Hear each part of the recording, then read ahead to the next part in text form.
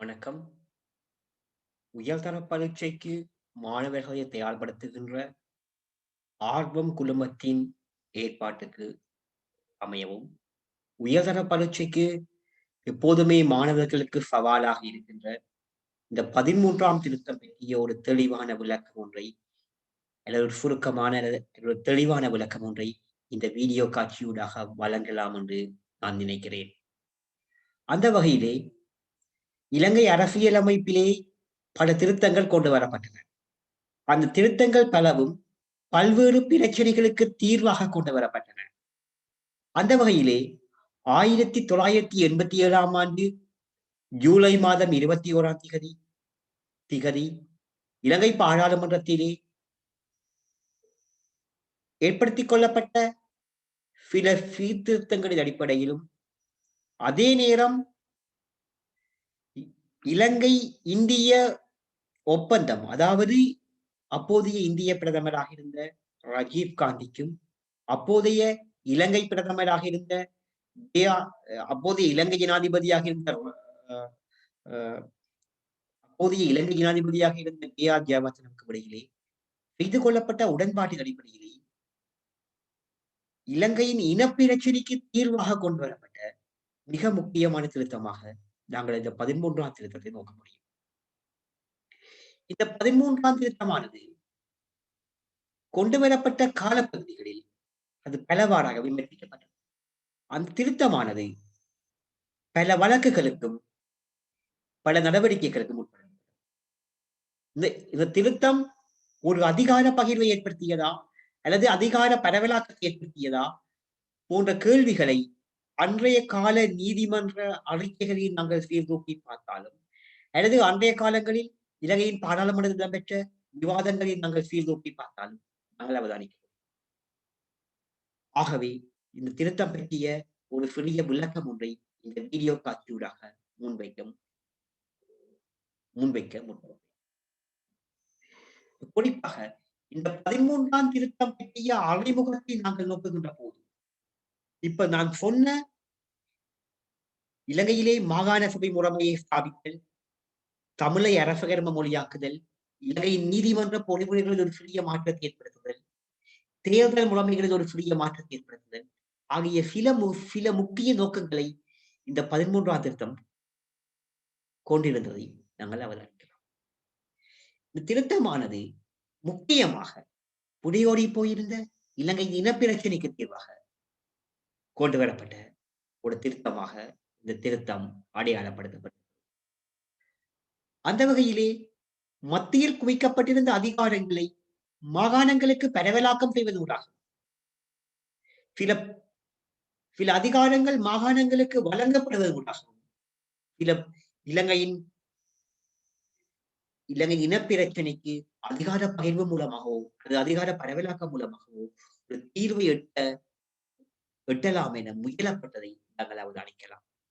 அந்த வகையிலே இது கொண்டு வரப்பட்ட நோக்கம் மிக முக்கியமானது. இலங்கையின் இனப்பிரச்சனைக்கு தீர்வு காணுதல், அதற்காக ஒரு தீர்வினை முன்வைத்தல், அதற்காக அப்போதைய இந்திய பிரதமராக இருந்த ராஜீவ் காந்திக்கும் இலங்கை ஜனாதிபதியாக இருந்த ஜே.ஆர். ஜெயவர்தனவுக்கும் இடையிலே இது கொள்ளப்பட்ட உடன்பாட்டின் வெளிப்பாடாக, அதே நேரம் இலங்கையின் வானுரிமையை மீறி பூமாலை பட நடவடிக்கை என்ற பெயரில் இலங்கை வான்பரப்புக்குள் அத்துமுறை புகுந்த இந்திய போர் விமானங்களின் வரலாற்றையும் நாங்கள் அவதானித்திருக்கிறோம். அந்த வகையிலே அந்த காலகட்டங்களில் ஒரு அதிகார பரவலாக்கம் பற்றிய தேவையை குறிப்பாக அண்டை நடந்த இந்தியா வலியுறுத்திய அடிப்படையில் இந்த திருத்தம் கொண்டு வரப்பட்ட போக்கினை நாங்கள் காணலாம். இந்த 13ஆம் திருத்தமானது ஜாப்பியல் வாதத்தில் ஏற்படுத்திய தாக்கம் மிக முக்கியமானது. இந்த திருத்தமானது கொண்டு வரப்பட்ட போது இலங்கையிலே சில முக்கிய நீதியரசர்கள் இது சம்பந்தமான வழக்குகளை விசாரித்திருந்தார்கள். அதாவது இந்த திருத்தம் அரசியலமைப்பின் முதலாம், இரண்டாம், மூன்றாம் உறுப்புரைகளை மீறுகின்றதாக கருதி சில வழக்குகள் இலங்கையின் உயர் நீதிமன்றத்திலே தாக்கல் செய்யப்பட்டன. இந்த வழக்குகளின் போது 9 பேரடங்கிய நீதியரசர் ஆயம் இந்த வழக்கை விசாரணைக்கு எடுத்துக்கொள்ளும். அந்த வகையிலே இந்த 9 பேரடங்கிய நீதியரசர் ஆயம் இந்த வழக்கினை விசாரணைக்கு எடுத்துக் கொள்ள போது 5 நீதியரசர்கள் இது ஒரு அதிகார பரவலாக்கத்தினுடைய எல்லையை தொடுவதாக மாத்திரமே தீர்ப்பை வழங்கியிருந்தார். அந்த வகையிலே அப்போதைய பிரதம நீதியரசராக இருந்த சர்வானந்தா மற்றும் வனசுந்தர மற்றும் கொலிந்தோம்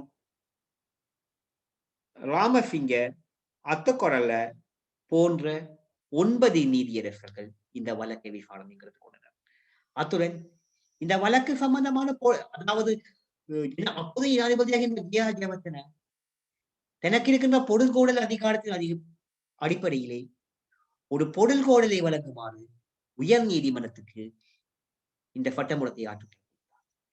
அந்த வகையிலே அந்த வழக்கின் உயர் நீதிமன்ற அந்த வழக்கு குறிப்பாக 87ஆம் ஆண்டு 22, 23, 24, 25, 26, 27, 28, 29, 30 ஆகிய 7 நாட்கள் இந்த வழக்கு உயர் நீதிமன்றத்தில் விசாரணை. இதன் தீர்ப்பு 1987 நவம்பர் மாதம் 6ஆம் தேதி வழங்கப்பட்டது. இந்த தீர்ப்பிலே இந்த அரசியல் அமைப்பு சீர்திருத்தமானது ஒரு அதிகார பரவலாக்கம் என்ற எல்லையை மாத்திரம் சொல்வதாக பல்வேறு இந்த மாகாண சபை முறைமையிலும் குறிப்பாக 13ஆம் திருத்தத்திலே 13ஆம் திருத்தம் ஊடாக அரசியலமைப்பிலே இடைச்செருகப்பட்ட 154 தொடக்கமான உறுப்புரைகளை ஆராய்ந்ததன் அடிப்படையிலும் அதே நேரம் மாகாண சபைகள் சட்டத்தினை ஆராய்ந்ததன் அடிப்படையிலும் உயர் நீதிமன்றம் மிக தெளிவான ஒரு தீர்ப்பினை வழங்கியது. குறிப்பாக 5 நீதியரசர்கள் அதாவது தீர்ப்பு வழங்கிய 9 நீதியரசர்கள் பெரும்பான்மையின் 5 நீதியரசர்கள் இது ஒரு அதிகார பரவலாக்கம் என்றே கூறியது. அதாவது இந்த திருத்தமானது 1, 2, 3, 4 ஆகியவற்றை மீறவில்லை. 83ஆம் உறுப்புடைய இந்த திருத்தம் மாற்றியமைக்கவில்லை ஆகிய மிக முக்கியமான தீர்ப்புகளை இந்த நீதியரசர்கள் முன்வைத்த அடிப்படையிலே இந்த மாகாண சபை முறைமை ஒரு ஒற்றையாட்சி முறையிலிருந்து இலங்கை மாறவில்லை என்பதற்குரிய சான்றாக வழங்கப்பட்ட ஒரு நீதிமன்ற தீர்ப்பாக நாங்கள் இந்த தீர்ப்பை தெளிவாக அவதானிக்கலாம். இந்த 13ஆம் திருத்தத்தின் மாகாண சபை கட்டமைப்பு வித்தியாசமானது. அதாவது இந்த மாகாண சபை கட்டமைப்பானது மிக முக்கியமாக 9 மாகாணங்களை இலங்கையில் ஸ்தாபித்ததோடு 9 மாகாணங்களுக்கும் மாகாண சபைகளை ஸ்தாபித்தது. அந்த மாகாண சபைகளை எத்தகைய என்பதை நாங்கள் பின் வருகின்ற சிலைகளில் நாங்கள் அவதானிப்போம். அத்துடன் நீதிமன்ற பொறிமுறையிலும் இந்த திருத்தம் மாற்றத்தை ஏற்படுத்தியது. குறிப்பாக இந்த உயர் நீதிமன்றத்தில் வழக்குகள் தாக்கல் செய்யப்படும் போது இது பற்றி விவாதிக்கப்பட்டது. அந்த வகையிலே ஒவ்வொரு மாகாணங்களுக்கு மேல் நீதிமன்றங்கள் ஸ்தாபிக்கப்பட்டன. அந்த வகையிலே 154 ஞா ஒன்றிற்குள்ளே ஒவ்வொரு மாகாணத்திற்கு மேல் நீதிமன்றம் ஸ்தாபிக்கப்பட்டிருந்த போக்கினூடாக இது நீதிமன்ற பொறிமுறையில் ஒரு புதிய ஒரு நீதிமன்றத்தினை உள்சேர்த்த அடிப்படையில் நீதிமன்ற கட்டமைப்பில் பெரிய மாற்றத்தை ஏற்படுத்தியதை காணலாம். அந்த நீதிமன்றத்துக்குரிய நியாய ஆதிக்கம் அந்த நீதிமன்ற கட்டமைப்புகளை பற்றி நாங்கள் மேலும் பின்வருகின்ற பிளைட்களில் அவதானிப்போம். இந்த 13ஆம் திருத்தமானது நோக்கமாக மாகாண சபை கட்டமைப்பை ஏற்படுத்துதல் மிக முக்கியமான நோக்கமாக இருந்தது. அதாவது ஆளுநர், முதலமைச்சர், அவருக்கு கீழ் அமைச்சரவை, 4 பேர் அடங்கிய அமைச்சரவை, அத்துடன் மாகாண சபை உறுப்பினர்கள் ஆகிய ஒரு மாகாண சபை கட்டமைப்பை உருவாக்குவதற்கும் அந்த மாகாண சபைகளுக்கு சில அதிகாரங்களை வழங்குவதாக ஒரு அதிகார பரவலாக்கத்தை ஏற்படுத்துவதற்கும் மாகாண சபைகள் சில நியதி சட்டங்களை உருவாக்குவதற்கும் ஒரு மாகாண சபை கட்டமைப்பு ஏற்படுத்தப்பட்ட போக்கினை காணலாம். அத்துடன் தமிழை அரசகர்ம மொழியாக்குதல் மிக முக்கியமானது. அந்த வகையிலே அரசியலமைப்பு 26வது சட்டத்தில் ஒரு சிறிய மாற்றத்தை ஏற்படுத்துவதாக இதுவரை காலமும் சிங்கள மொழி மாத்திரம் இலங்கையின் அரசகர்ம மொழியாக இருந்தது. அதிலே ஒரு மாற்றத்தை ஏற்படுத்தி தமிழும் அரசகர்ம மொழியாக வேண்டும் என்று சொன்ன முதலாவது திருத்தமாக நாங்கள் இந்த 13ஆம் திருத்தத்தை நாங்கள் நோக்க முடியும். அத்துடன் இந்த இந்த மாகாண சபை கட்டமைப்பானது வெறுமையாக 13ஆம் திருத்தம், அதாவது 154ஆம் உறுப்புரையை மாத்திரம் வைத்து நோக்கப்படக்கூடாது. அத்துடன் 87ஆம் ஆண்டு கொண்டு வரப்பட்ட மாகாண சபைகள் சட்டத்தினையும் நாங்கள் ஒரு கணம் சீர்தூக்கி பார்த்துதான் இந்த மாகாண சபை கட்டமைப்பினையும், அதற்கான தேர்தல் முறைமைகள், அதற்கான கட்டமைப்பு பொறிமுறைகள், அதற்கான இயங்குநிலைகள், அதற்கான அதிகாரங்கள், அதற்கான உறுப்பினர்களின் எண்ணிக்கைகள், அதற்கான கட்டமைப்புகள் பற்றி நாங்கள் விளங்கிக் கொள்ள முடியும். அந்த வகையிலே மாகாண சபையின் கட்டமைப்பை பொறுத்த வழியிலே அங்கு ஆளுநர் நியமிக்கப்பட்டிருக்கிறார். அந்த ஆளுநருக்கு சில அதிகாரங்கள் காணப்பட்டன. அத்துடன் அங்கே முதலமைச்சர் நியமிக்கப்படுகிறார். முதலமைச்சருக்கு கீழே 4 பேர் அடங்கிய ஒரு அமைச்சரவை காணப்படுகிறது. அதாவது முதலமைச்சரும் இன்னும் 4 பேரும் சேர்ந்து 5 பேர் அடங்கிய அமைச்சரவை காணப்படுகிறது. இந்த 5 பேர் அடங்கிய அமைச்சரவைக்கும் 37 வகையான நிரல் அதிகாரங்கள் வழங்கப்பட்டிருந்த போக்கினை நாங்கள் தெளிவாக காணலாம். அத்துடன் உறுப்பினர்களின் எண்ணிக்கையை பற்றி இந்த திருத்தம் தெளிவாக சொல்கிறது. அத்துடன் மாகாண சபைகள் சட்டத்தின் கீழும், அதாவது மாகாண சபை தேர்தல் சட்டத்திலும் இந்த உறுப்பினர்களின் எண்ணிக்கை வரையறுக்கப்பட்டிருக்கிறது. இந்த இந்த உறுப்பினர்கள் எண்ணிக்கை எல்லை நிர்ணய ஆணைக்குழு அடிப்படையிலும், அத்துடன் மாகாணத்தின் குடிஃபென மதிப்பீட்டு அடிப்படையிலும் இந்த எண்ணிக்கை தீர்மானிக்கப்பட்டிருந்த போக்கை நாங்கள் காணலாம்.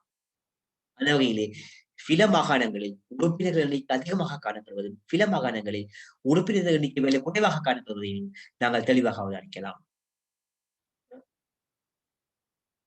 அடுத்ததாக நாங்கள் இந்த மாகாண சபை முறையை ஸ்தாபிக்கப்படுதல் என்ற பகுதியை பார்க்கின்ற போது அதனை நாங்கள் 154 ஆனா உறுப்புரையின் கீழாகவே பார்க்க முடியும். அந்த வகையிலே 154 ஆனா உறுப்புரை என்ன சொல்கின்றது என்பதை அடுத்த சிலைப்பில் நாங்கள் பார்ப்போம். அந்த வகையிலே 154 ஒரு மாகாண சபை கட்டமைப்பை ஸ்தாபிக்கிறது. அத்துடன் 154 மாகாண சபைகளின் பதவிக்காலம் பற்றி சொல்லப்படுகிறது. 154 ஆளுநர் நியமனம் பற்றி சொல்கிறது. 154 ஆனா உறுப்புரை மாகாண சபைகளின் உறுப்பாண்மை பற்றி சொல்கிறது. அத்துடன் 154ஆம் ஆனா உறுப்புரை மாகாணங்களின் நிழல் கட்டமைப்புகளை பெற்றுவது, அதாவது இலங்கையில் எத்தனை மாகாணங்கள் காணப்படுதல் வேண்டும் என்பதை அட்டவணைப்படுத்தி இந்த 154 ஆனா உறுப்புரையின் அட்டவணை பகுதி சொல்கிறது. அத்துடன் 154 ஆனா உறுப்புரையை நாங்கள் நோக்குகின்ற போது அதனை நாங்கள் பின்வருமாறு நோக்கலாம். அந்த வகையிலே அரசியலமைப்பின் ஏற்பாடுகளுக்கு அமைய மாகாண சபை 8ஆம் அட்டவணையில் குறிப்பிடப்பட்டுள்ளபடி ஒவ்வொரு மாகாணத்திற்கும் வர்த்தகமானியினால் வெளியிடப்படும் கட்டளைகள் மூலமாக ஜனாதிபதியால் அங்கீகரிக்கக்கூடியவரான அத்தகைய தேதியொன்றில் இந்த தேதிகளிலிருந்து ஸ்தாபிக்கப்படுதல் வேண்டும் என்றும், வெவ்வேறு மாகாணங்கள் வெவ்வேறு தேதிகளில் ஸ்தாபிக்கப்பட முடியும் என்றும் சொல்லப்பட்டிருக்கிறது. ஆகவே மாகாண சபைகள் தேர்தல் நம்பர வேண்டும். அந்த தேர்தல்கள் வெவ்வேறு தேதிகளில் விடப்படலாம் அல்லது ஒரே தேதிகளில் இடம்பெறலாம். ஆனாலும் இந்த மாகாணங்கள் எப்படி ஸ்தாபிக்கப்படுதல் வேண்டும் என்பதையும், இவ்வாறு வர்த்தகமானி மூலம் ஸ்தாபிக்கப்படுதல் வேண்டும் என்பதையும் இந்த 154 முதலாம் ஆனா உறுப்புரையின் முதலாம் பகுதி சொல்றது. அத்துடன் இந்த 1ஆம் அட்டவணையில் ஸ்தாபிக்கப்படுள்ள ஒவ்வொரு மாகாண சபைய ஊரிற்கும் மாகாண தேர்தல்கள் தொடர்பிலான சட்டத்துக்கு இணங்க அத்தகைய உறுப்பினர்கள் தேர்ந்தெடுக்கப்படுவதன் மேல் அமைக்கப்படுதல் வேண்டும் என்பது சொல்லப்படுகிறது. அதாவது மாகாண சபைகள் தேர்தல் சட்டத்தின் கீழே உறுப்பினர்கள் மாகாண சபைகளுக்கு நியமிக்கப்படுதல் வேண்டும். அதன் கீழ் மாகாண சபை ஒன்று ஸ்தாபிக்கப்படுதல் வேண்டும் என்பதை சொல்கிறது. அத்துடன் இந்த உறுப்புரையின் முற்போந்த ஏற்பாடுகளில் உள்ளது. இது எப்படி இருப்பினும் அது கருவாக உள்ள 2 அல்லது 3 மாகாணங்கள் பிரிவு செய்யப்பட்டுள்ள ஒரு மாகாணத்தையும் ஆளுநர் ஒருவரையும் பிரதான அமைச்சர் ஒருவரையும் அமைச்சக சபை ஒன்றையும் கொண்ட நிர்வாக பிரிவு ஒன்று அமைப்பதற்கு அத்தகைய மாகாணங்கள் ஒரு நிர்வாக பிரிவாக தொடர்ந்து நிர்வகிக்கப்பட வேண்டுமா அல்லவா என அதன் சொந்த மாகாண சபையை, தனியான ஆளுநரையும் பிரதான அமைச்சரையும் அமைச்சரவை சபைகளையும் கொண்ட தனியான நிர்வாக பிரிவாக அத்தகைய மாகாணம் ஒவ்வொன்றும் அமைய வேண்டுமா அல்லவா எனவும் தீர்மானிப்பதற்கும் பாராளுமன்றம் சட்டத்தின் மூலமாக ஏற்பாடு செய்யப்படுதல் வேண்டும் என்ற விஷயம். அதாவது ஒரு மாகாணங்கள் சேர்ந்தும் இருக்கலாம், பிரிந்தும் இருக்கலாம், அதனை பாராளுமன்றம் சட்டத்தின் மூலமாக ஏற்பாடு செய்தல் வேண்டும். அந்த வகையிலே வடக்கு கிழக்கு மாகாணங்கள் நீதிமன்ற தீர்ப்பினூடாக பிரிக்கப்பட்ட போக்கினை கடந்த காலங்களில் அவதானிக்கலாம். அந்த வகையிலே ஒவ்வொரு மாகாணத்திற்கும் ஒரு அமைச்சரவை காணப்படுதல் வேண்டும், முதலமைச்சர் காணப்பட வேண்டும், ஆளுநர் காணப்படுதல் வேண்டும் போன்ற நியதிகள் இந்த 184 ஆணா உறுப்புகளின் 3ஆம் பிரிவிலே தெளிவாக சொல்லப்பட்டுள்ளது. அத்துடன் அத்துடன் 154 ஆணா முதலாம் உறுப்புரி இந்த ஆளுநர் நியமனம் பற்றி சொல்றது.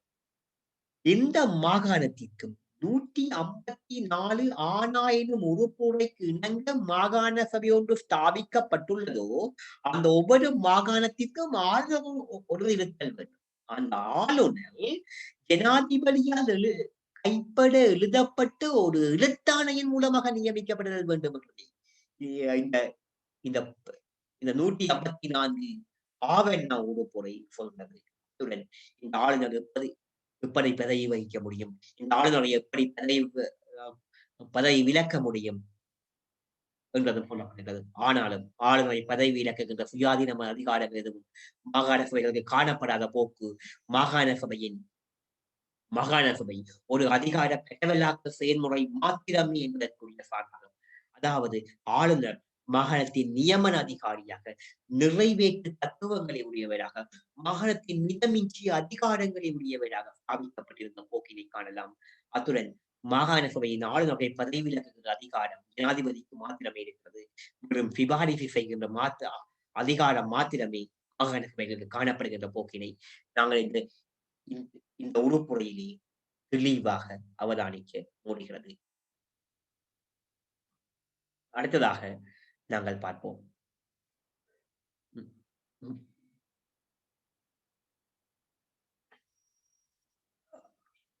அடுத்ததாக ஆளுநரின் அதிகாரங்கள் 154(8) ஆணா உறுப்புகளிலே சபையை கூட்டுதல் கலைத்தல் ஆளுநரின் அதிகாரமாக சொல்லப்பட்டுள்ளது.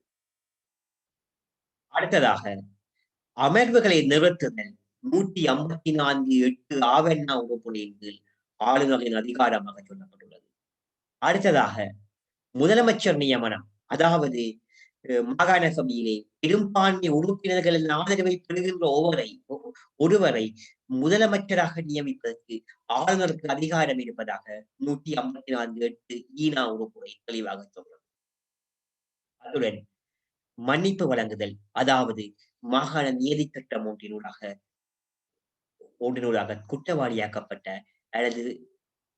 அல்லது குற்றவாளியாக்கப்பட்ட வந்தவர்களுக்கு கட்டற்ற பொது மன்னிப்பினை வழங்குதல், அவரின் தண்டனை காலத்தை குறைத்தல், ஒத்திவைத்தல் ஆகிய அதிகாரங்கள் ஆளுநருக்கு காணப்படுகிறது. அத்துடன் சட்ட மூலங்களை ஜனாதிபதிக்கு ஆற்றுப்படுத்துதலும் ஆளுநருக்குரிய அதிகாரங்களாக காணப்படுகிறது. அதாவது மாகாணத்தின் நியதி சட்டம் ஒன்று சட்டம் மூலம் ஒன்று சட்டமாகின்ற போது ஆளுநரின் கையெழுத்து மிகவும் அத்தியாவசியமானது. அப்படி கையெழுத்தில் மகிழ்ந்து அதனை ஜனாதிபதி காட்டுப்படுத்துவதற்கு ஆளுநருக்கு முழுமையான அதிகாரங்கள் காணப்படுகின்றன. அத்துடன் அமைச்சரவை நியமனம் பற்றி 154(8) ஆவெண்ணா உறுப்புரை சொல்றது. அதாவது முதலமைச்சரின் பரிந்துரையின் கீழ் அமைச்சர்களை நியமிக்கக்கூடிய அதிகாரம் ஆளுநருக்கு காணப்படுகிறது என்று சொல்லப்படுகிறது. அடுத்ததாக மாகாணத்துக்கு செய்திகளை விடுதல், மாகாணத்தில் உரையாற்றுதல், மாகாண உறுப்பினர்களின் வருகையை தேவைப்படுத்துதல் ஆகிய அதிகாரங்கள் 154 10ஆம் உறுப்புரையின் கீழ் ஆளுநருக்கு வழங்கப்பட்டிருக்கிறது. அத்துடன் மாகாண சபைகளின் அமர்வுகளை நிறுத்துதலும் 154 8ஆம் உறுப்புரையின் கீழ் ஆளுநருக்கு வழங்கப்பட்டிருக்கின்ற போக்கினை காணலாம். அதாவது மாகாண சபையின் சகல விடயங்கள் சம்பந்தமாகவும் ஏதோ ஒரு வகையில் தலையீடு செய்வதற்கு ஆளுநருக்கு அதிகாரம் இருக்கின்ற போக்கினை நாங்கள் தெளிவாக அவதானிக்கலாம். அடுத்ததாக மாகாணத்தின் நியதி சட்டங்கள் ஒன்றிற்கு கையெழுத்துதல் அதிகாரம் நான் முதலே சொன்னது மாதிரி ஆளுநருக்கு காணப்படுகின்ற போக்கினை நாங்கள் தெளிவாக அவதானிக்கலாம். அத்துடன் ஆளுநரின் அதிகாரங்களை நாங்கள் மேலும் பார்ப்போமாக இருந்தால் ஒரு விடயம் ஒன்றை சீர்தூக்கி பார்க்குமாறு மாகாணங்களுக்கு செய்திகளை விடுதல், அவ்வாறு கோருதல் மாகாண ஆளுநரின் அதிகாரமாக காணப்படுகிறது. அத்துடன் ஆளுநர் ஒருவர் 5 ஆண்டுகள் பதவி காலத்தையுடையவர் என்று 154 5ஆம் உறுப்புரை தெளிவாக சொல்கிறது. அத்துடன் மாகாண சபை உரையாற்றுதல், உறுப்பினர்கள் வருகையை தேவைப்படுத்துதல் ஆகிய அதிகாரங்களை நிறைவேற்றவும் ஆளுநருக்கு காணப்படுகின்ற போக்கினை நாங்கள் தெளிவாக அவதானிக்கலாம். அத்துடன் முதலமைச்சர் மற்றும் அமைச்சரவை ஒரு மாகாணத்தின் ஆளுநருக்கு அவரது பணிகளை பிரயோகிப்பதில் உதவி செய்து ஆலோசனை அளிப்பதற்கென பிரதம அமைச்சரையும் 4 மேற்படாத வேறு அமைச்சர்களையும் கொண்ட அமைச்சரவை ஒன்று இருத்தல் வேண்டும் என்று அரசியலமைப்பின் 154ஆம் உறுப்பு தெளிவாக சொல்றது. இது அமைச்சரவை கட்டமைப்பு பற்றி கொள்ளுகின்ற உறுப்புரை. அடுத்ததாக முதலமைச்சர். இந்த முதலமைச்சரை சபைக்கு தலைமை தாங்குவார். ஆளுநர் அவரது பணிகளை அல்லது அவற்றுள் எதனையும் அவரது தத்துணிவில் பிரயோகிக்கும்படி இந்த அரசியலமைப்பினால் அல்லது அரசியலமைப்பின் கீழ் அவர் தேவைப்படுத்துகின்ற அளவுக்கு தவிர அவரின் பணிகளை பிரயோகிப்பதில் அத்தகைய ஆலோசனைகளுக்கு இணங்க அவர் செயலாற்றுதல் வேண்டும் என்ற விஷயம் அரசியலமைப்பிலே தெளிவாக சொல்லப்பட்டிருக்கிற போக்கினை காணலாம். ஆகவே இதன் மூலமாக முதலமைச்சரின் அதிகாரங்கள் வெறுமையாக குறைந்த அளவில் காணப்படுகின்ற போக்கினையும் அவரின் அதிகாரங்கள் மீது ஆளுநர் குறிப்பிட்ட அளவு செல்வாக்கு செலுத்தக்கூடிய தன்மையை நாங்கள் அவதானிக்க முடிகிறது. ஆகவே இந்த மாகாண சபை முறைமை ஒரு அதிகார பரவலாக்க செயல்முறை என்பதை நாங்கள் விளங்கிக் கொள்ள முடியும்.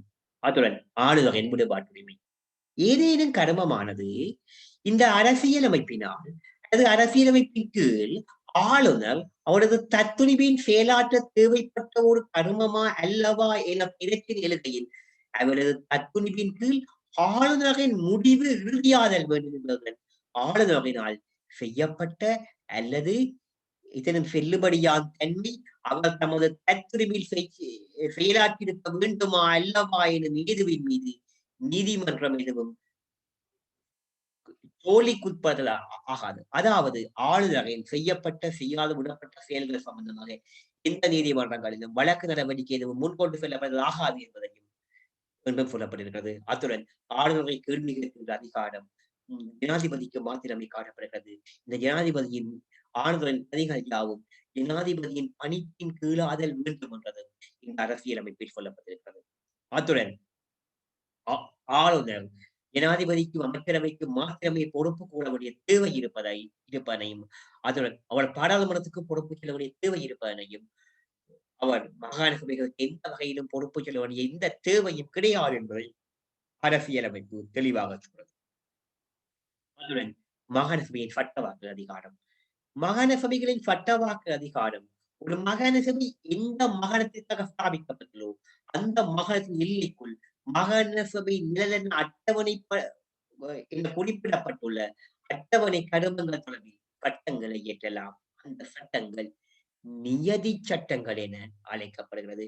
அதாவது மாகாணத்துக்கு ஒதுக்கப்பட்டுள்ள ஒதுக்கப்பட்ட அதிகாரங்கள் தொடர்பிலே மாகாணங்கள் சட்டம் இயற்றுகின்ற அதிகாரங்களை கொண்டிருக்கின்ற போக்கினை நாங்கள் காணலாம். ஆன போதிலும் இந்த சட்டங்களுக்கு கையெழுத்திடுகின்ற அதிகாரம் அங்கே முதலமைச்சருக்கு கிடையாது. அல்லது அது ஆளுநருக்கு காணப்படுகிற போக்கினை நாங்கள் காணலாம். அத்துடன் சட்டவாக்கல் அதிகாரத்தை கட்டுப்படுத்துதல் கூடிய அதிகாரம் ஆளுநருக்கு காணப்படுகிறது. அத்துடன் மாகாணத்தின் அதனை பாராளுமன்றத்துக்கு அமைச்சரவைக்கு பாடப்படுத்துதல் ஆற்றுப்படுத்துதல் அல்லது ஜனாதிபதிக்கு ஆற்றுப்படுத்துதல் போன்ற அதிகாரங்களையும் ஆளுநர் கொண்டிருக்கின்ற போக்கினை காணலாம். ஆகவே இந்த மாகாண சபைகள் சுயாதீனமான சட்டம் ஒன்று இயற்ற முடியாத நிலைமைகள் காணப்படுகின்ற போக்கினை காணலாம். அத்துடன் மாகாணத்திற்கு ஒரு மேல் நீதிமன்றம் ஸ்தாபிக்கப்பட்டது. இந்த மேல் நீதிமன்றமானது 154 ஞானா ஒன்றின் கீழே ஸ்தாபிக்கப்பட்டிருக்கிறது. அதாவது ஒவ்வொரு மாகாணத்திற்கும் ஒரு மாகாண மேல் நீதிமன்றம் காணப்படுதல் வேண்டும். இந்த மாகாண மேல் நீதிமன்றத்தின் நீதிபதிகள் பிரதம நீதியரசரால் மேல் நீதிமன்ற நீதிபதிகள் நியமிக்கப்படுதல் வேண்டும் என்பதை அரசியலமைப்பின் 154 ஞானா 1 மற்றும் 2ஆம் உறுப்புரைகள் தெளிவாக சொல். அந்த வகையிலே இந்த மாகாணத்தின் மேல் நீதிமன்றத்தின் நியாயாதிக்கம் பற்றி நாங்கள் ஆராய முற்பட்டால் மாகாண மேல் நீதிமன்றமானது மாகாணத்தின் பல்வேறு விடயங்களில் நியாயாதிக்கத்தை கொண்டிருக்கிறது. அந்த வகையிலே மாகாணத்தின் மேல் நீதிமன்றமானது மாகாணத்தின் நியதி சட்டங்கள் தொடர்பான வழக்குகளை விசாரணைக்கு எடுத்துக் கொள்ளுதல், மாகாணத்தின் எல்லைக்குள் புரியப்படுகின்ற தவறுகள் தொடர்பில் மேல் நீதிமன்றத்தின் தொடக்க குற்றவியல் நியாயாதிக்கத்தை உடையதாக இருத்தல் ஆகிய முக்கிய அதிகாரங்களையும் மேலும் சில அதிகாரங்களையும் இந்த மாகாண மேல் நீதிமன்றம் கொண்டிருக்கிறது. அத்துடன் மாகாணத்தின் கீழ்நிலை நீதிமன்றங்கள், குறிப்பாக முதல்நிலை நீதிமன்றங்கள், நீதவான் நீதிமன்றங்கள் போன்ற நீதிமன்றங்களின் இறுதி அதாவது மேன்முறையீட்டு நியாயாதிக்கத்தையும் இந்த மாகாண மேல் நீதிமன்றம் கொண்டிருக்கின்ற போக்கையை நாங்கள் அவதானிக்க முடிகிறது.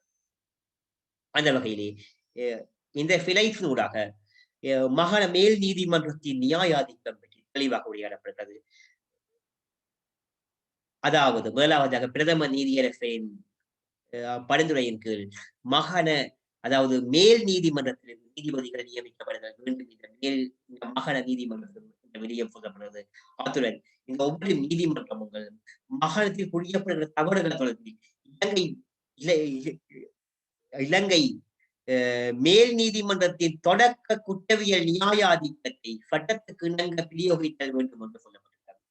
அத்துடன் 38ஆம் உறுப்புரை இது எப்படி இருப்பினும் இதேனும் சட்டத்துக்கு அமைய அம்மாகாணத்தில் நீதவான் நீதிமன்றங்களினாலும் ஆரம்ப நீதிமன்றங்களினாலும் புரியப்பட்ட அல்லது விதிக்கப்பட்ட குற்ற தீர்ப்புகள், தண்டனை தீர்ப்புகள், கட்டளைகள் தொடர்பில் மேல்முறையீட்டு மீளாய்வு நியாயாதிக்கத்தையும் இந்த மாகாண மேல் நீதிமன்றம் பிரயோகிப்பதற்கு அதிகாரமிக்கதாக காணப்படுகிறது. அதாவது இந்த ஆரம்ப நீதிமன்றங்கள், நீதவான் நீதிமன்றங்களின் குற்ற தீர்ப்புகள், தண்டனை தீர்ப்புகள், கட்டளைகள் தொடர்பில் மேல்முறையீட்டு மீளாய்வுகளை செய்கின்ற அதிகாரமும் இந்த மாகாண மேல் நீதிமன்றத்தில் காணப்படுகிறது. அத்துடன் பாராளுமன்றம் சட்டத்துக்கு நாங்கள் ஏற்பாடு செய்யக்கூடியவான அத்தகைய வேறு நியாயாதிக்க தத்துவங்களையும் பிரயோகிக்க வேண்டும். அதாவது பாராளுமன்றம் மாகாண மேல் நீதிமன்றத்தால் பிரயோகிக்க முடியும் என்று சொல்லி உத்தரவிடுகின்ற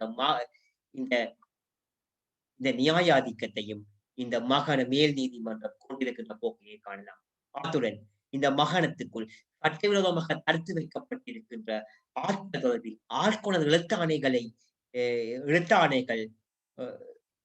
என்ற தன்மையிலான கட்டளைகளை விநியோகிப்பதற்கு இந்த மாகாண மேல் நீதிமன்றம் நியாயாதிக்கத்தையுடையது. அத்துடன் இந்த மாகாண சபைகளால் இந்த மாகாணத்திற்கு ஸ்தாபிக்கப்பட்டுள்ளோ அந்த மாகாண சபையால் அந்த மாகாண மேல் நீதிமன்றத்தில் அந்த மாகாண அந்த மாகாண சபையால் ஸ்தாபிக்கப்பட்ட நியதி கட்டணத்தில் எந்த மாகாணத்தின் மேல் நீதிமன்றம் இருக்கிறதோ அந்த மேல் நீதிமன்றம் விசாரிப்பதற்கு நியாயாதிக்கத்தையுடையது.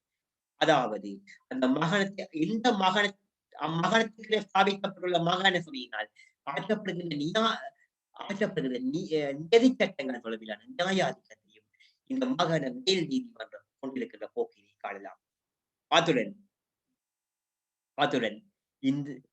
அந்த மாகாணத்திற்குள்ளான உறுதிகள் எழுத்தாணைகள், அத்துடன் தடையீட்டாணைகள், மேற்பது எழுத்தாணைகள், ஆணையீட்டு எழுத்தாணைகள், யாதுரிமை எழுத்தாணைகள் போன்ற தன்மையிலான கட்டளைகளையும் இந்த மாகாண மேல் நீதிமன்றம் விநியோகிப்பதற்கு அதிகாரமிக்க நீதிமன்றமாக காணப்படுகின்ற போக்கினை நாங்கள் அரசியலமைப்பு தெளிவாக அவதானிக்கலாம்.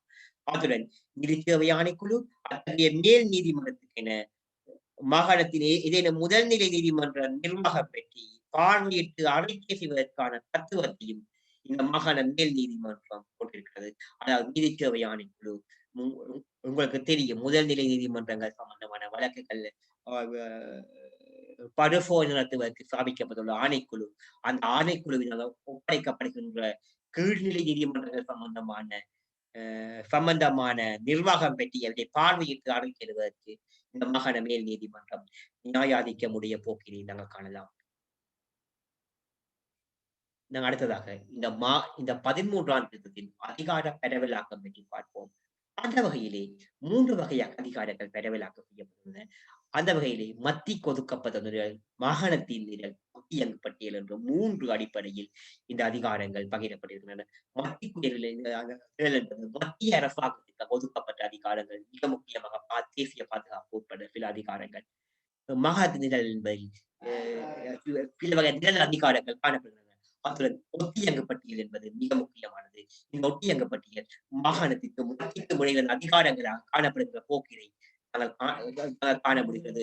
ஆகவே